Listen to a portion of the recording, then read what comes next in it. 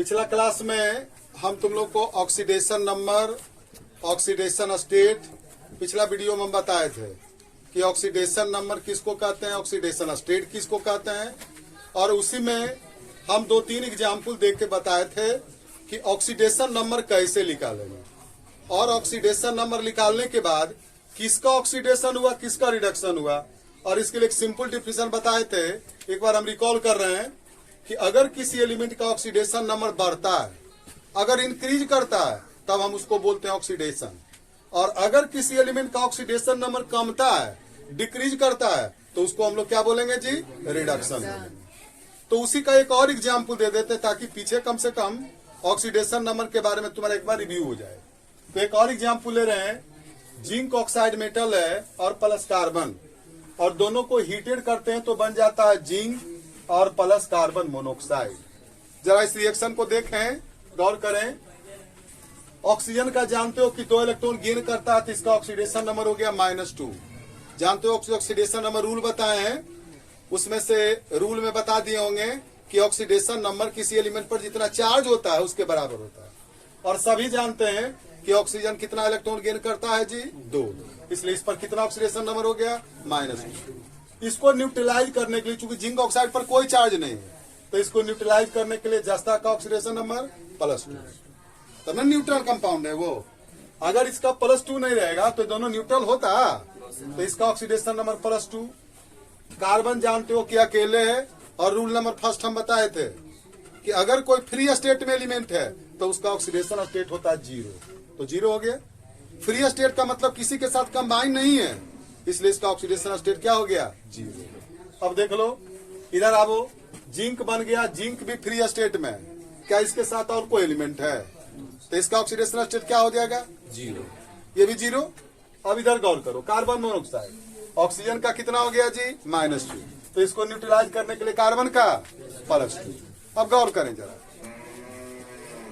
Carbon का 0 से oxidation state हो रहा है +2, हो रहा है ना। कितना हो रहा है ऑक्सीडेशन स्टेट, 0 to +2। किसका हो रहा है 0 से +2, कार्बन का। इसका मतलब ऑक्सीडेशन नंबर इंक्रीज कर रहा है। ऑक्सीडेशन नंबर क्या हो रहा है जी, और हम डिफिनेशन में बता चुके हैं कि ऑक्सीडेशन किसको कहेंगे, जब किसी एलिमेंट के ऑक्सीडेशन नंबर में इंक्रीज होता है तब हम उसको क्या बोलेंगे, ऑक्सीडेशन। और अगर डिक्रीज करता है तो उसको क्या बोलेंगे, रिडक्शन। तो देख लो, इसका ऑक्सीडेशन नंबर कार्बन का 0 से कितना हो गया, +2। इसका मतलब ऑक्सीडेशन नंबर बढ़ रहा, इसलिए इसका क्या हम बोलेंगे, ऑक्सीडेशन। समझ गया, क्लियर। अब अब जस्ता में जिंक ऑक्साइड में जरा जिंक का देखो, जिंक का ऑक्सीडेशन नंबर कितना है, +2, और +2 से कितना हो गया, तो क्या लिखेंगे, oxidation state of zinc from +2 to 0। +2 से कितना हो गया जी, 0। तो बढ़ रहा है कि कम रहा है, तो अगर ऑक्सीडेशन नंबर डिक्रीज करता है तो उसको क्या बोलेंगे, इसलिए जिंक ऑक्साइड में जिंक का क्या हो गया जी, रिडक्शन। निकल गया ना। तो इस तरीके से हम ऑक्सीडेशन नंबर के टर्म में किसका ऑक्सीडेशन हुआ, किसका रिडक्शन हुआ, हम लोग आसानी से निकाल सकते हैं। ठीक है, और ये आसानी से हम लोग निकाल सकते हैं, कोई बहुत ज्यादा टफ नहीं है। ठीक है ना, किसका ऑक्सीडेशन हुआ, किसका रिडक्शन हुआ, ऑक्सीडेशन नंबर के टर्म में कैलकुलेट कर सकते हैं। अब इसके बाद एक अंतिम डिफिनेशन बच गया है, oxidation reduction in term of electron.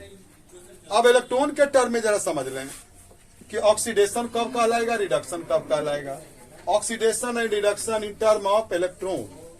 पहला डिफिनेशन ऑक्सीडेशन कब कहेंगे, when electron is loses by element. अगर किसी भी एलिमेंट के द्वारा इलेक्ट्रॉन लॉस्ट किया जाता है, या कोई एलिमेंट अगर इलेक्ट्रॉन लूज करता है, तब बोलेंगे then this is called oxidation. तब हम इसको क्या बोलेंगे, ऑक्सीडेशन। दूसरा बात रिडक्शन, जस्ट इसका opposite, when electron is gain by element. अगर किसी एलिमेंट के द्वारा अगर इलेक्ट्रॉन गेन किया जाता है, कोई इलेक्ट्रॉन गेन करता है, तब हम उसको बोलते हैं then this is called reduction. Electron gain करना क्या कहलाता है जी, रिडक्शन। इलेक्ट्रॉन लॉस करना, ऑक्सीडेशन। अब इसका जरा एग्जाम्पल देखें। अगर जस्ता जानते हो कि जिंक एक मेटल है, और यह जब कोई सोल्यूशन में सपोज करो डिजोल्व हो गया, ये टूट गया, Zn+2 आयन में, +2 का मतलब इसने कितना इलेक्ट्रॉन लूज कर दिया? 2 इलेक्ट्रॉन। तो लिख देंगे +2 इलेक्ट्रॉन। इसका मतलब इलेक्ट्रॉन लूज कर रहा है जस्ता, और इलेक्ट्रॉन लूज करने के बाद +2 आयन में कन्वर्ट हुआ। तो इलेक्ट्रॉन लूज करना डिफिनेशन कह रहा है कि अगर इलेक्ट्रॉन लूज करता है कोई element, electron is loses by element, तो ये क्या कहलाता है जी? ऑक्सीडेशन। तो इलेक्ट्रॉन लूज किया, इसलिए इसको हम लोग क्या बोलेंगे? ऑक्सीडेशन। और हमेशा याद रखना नोट करके, और ये कई बार मतलब ये मेडिकल एग्जाम में पूछा, नॉर्मल तो नहीं पूछेंगे सामान्य एग्जाम में, लेकिन मेडिकल एग्जाम में कई बार पूछा है कि जो ऑक्सीडेशन होता है वो कैथोड पर होता है कि एनोड पर होता है। तो हमेशा याद रखना है कि जो ऑक्सीडेशन होगा वो हमेशा एनोड पर होगा। कहाँ ऑक्सीडेशन होगा जी? एनोड पर। रिडक्शन जो होगा वो हमेशा कैथोड पर होगा। कहाँ होगा रिडक्शन? कैथोड पर। तो कैसे रिडक्शन हुआ ये समझें। कॉपर 2 इलेक्ट्रॉन लूज किए हुए था सोल्यूशन में एक्वस फॉर्म में। अब ये क्या किया, इसका चार्ज खत्म होगा, ये मेटल डिपॉजिट होगा। जानते हो कि इलेक्ट्रोलाइसिस करते हैं तो मेटल डिपॉजिट होता है इलेक्ट्रोड पर। तो मेटल जानते हो किसने 2 इलेक्ट्रॉन लूज किया है, ये क्या किया? 2 इलेक्ट्रॉन गेन कर लिया।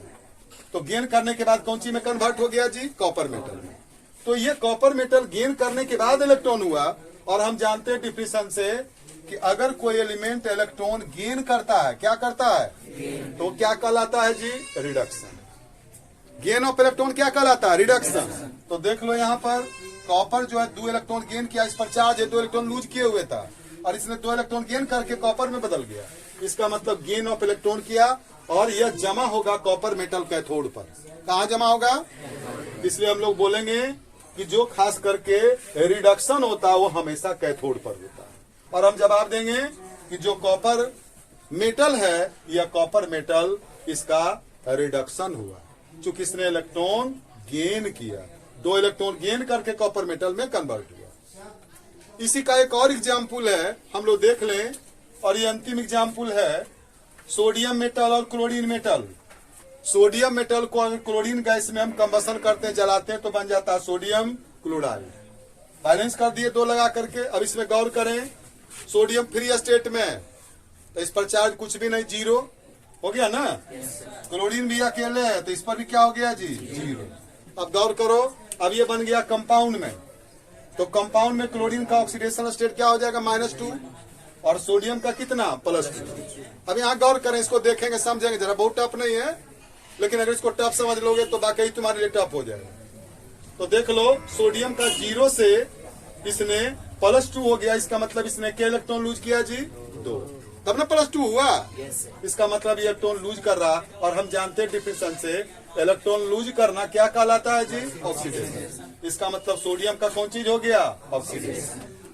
अब दूसरा देखें, क्लोरीन है और क्लोरीन 0 से कन्वर्ट हो रहा -2 में। इसका मतलब क्लोरीन के इलेक्ट्रॉन गेन कर रहा है? 2 इलेक्ट्रॉन। और इलेक्ट्रॉन का गेन करना क्या कहलाता है जी? इसलिए क्या बोलेंगे? क्लोरीन का क्या हुआ? रिडक्शन हुआ। इट्स वेरी सिंपल, बस थोड़ा सा दिमाग लगाना पड़ेगा। अब दिमाग नहीं लगाओगे कौन लूज कर रहा कौन गेन कर रहा। और इसको हमेशा याद रखेंगे कि जो ऑक्सीडेशन होता है, ऑक्सीडेशन हमेशा होता है नोड पर, और रिडक्शन कहाँ होता है जी? कैथोड पर। और मेटल जब भी डिपॉजिट होगा तो मेटल डिपॉजिट कैथोड पर होता है, क्योंकि metal most of the metal loses electron, अधिकतर मेटल इलेक्ट्रॉन लूज करता है। और जानते हो कि जब लूज करेगा तो उस पर पॉजिटिव चार्ज होगा, तब पॉजिटिव चार्ज को कैथोड खींचेगा कि एनोड खींचेगा इलेक्ट्रोलाइसिस में? निगेटिव टर्मिनल खींचेगा, जाहिर है, जिस पर पॉजिटिव चार्ज है उसको खींचता है निगेटिव टर्मिनल, और निगेटिव टर्मिनल से जिस इलेक्ट्रोड को जोड़ते हैं उसको हम लोग बोलते हैं कैथोड। जैसे देख लो, अगर हम इलेक्ट्रोलाइसिस करते हैं, सिंपल सी बात है, मान लो ये कोई बीकर हम ले लिया और बीकर में इलेक्ट्रोलाइट ले लिया और 2 रॉड लगा दिए। अब देख लो दोनों रॉड में, अब एक को हम लोग जोड़ दिए कैथोड से, दूसरा को जोड़ दिए एनोड से। एगो पॉजिटिव टर्मिनल से, एगो कौन टर्मिनल से? निगेटिव। तो जिसको पॉजिटिव टर्मिनल से जोड़े इसका नाम पड़ गया एनोड, और जिसको निगेटिव टर्मिनल से जोड़े उसका नाम पड़ गया कैथोड। तो जब इसमें आयंस, जो भी आयंस होंगे, अगर मेटल होगा तो मेटल पर पॉजिटिव चार्ज रहता, तो हमेशा याद रखना कि कैथोड पर जमा जब भी होगा तो इस पर मेटल जमा होगा। क्योंकि मेटल पर पॉजिटिव चार्ज होता है। और अभी हम तुरंत बताए कि कैथोड पर हमेशा कौन सा रिएक्शन होगा जी? रिडक्शन। कौन रिएक्शन? और एनोड पर रिएक्शन जो होगा ऑक्सीडेशन। कौन रिएक्शन होगा? ऑक्सीडेशन। ये हमेशा याद रखना है। और loss of electron, gain of electron, और इस तरीके से हम सारे वीडियो में तुम लोग देख लोगे। ऑक्सीडेशन रिएक्शन का कितने टर्म में एग्जाम्पल देके समझाए?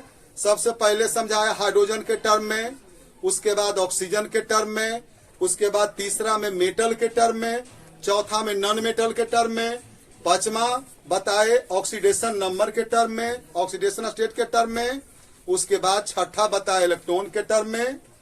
और इस तरीके से लगभग जो भी इसका डिफिनेशन है, सारा का सारा डिफिनेशन हमने सब मिलाकर 4-5 वीडियो होगा। अगर उसको स्पष्ट से आप देखें बढ़िया से तो सारा का सारा, और ये +2 तक पूरा कवरेज करेगा। 10th से लेके +2 तक पूरा कवरेज करेगा। और इसके बाद हम समझते हैं कि निकालने में कोई प्रॉब्लम नहीं होगी, बहुत टफ नहीं है। हाँ, कुछ एक्सेप्शन है, तो एक्सेप्शन और एग्जाम्पल बहुत ज्यादा देना पड़ेगा। उसको आप बनाएंगे तो कुछ एक्सेप्शन मिलेगा, और कुछ एक्सेप्शन बताए भी होंगे तुम लोगों को। जैसे ऑक्सीजन का oxidation state most of the element में -2 होता है, लेकिन बताए होंगे कि -1 भी होता है। बताए होंगे हाइड्रोजन पेरोक्साइड में होता है -1, निकाल के बताए थे ना। ये सारा चीज बता दिए। हम समझते हैं इससे बहुत सारा लाभ होगा, है ना। बाकी उसके बाद अगले वीडियो में देखा जाएगा।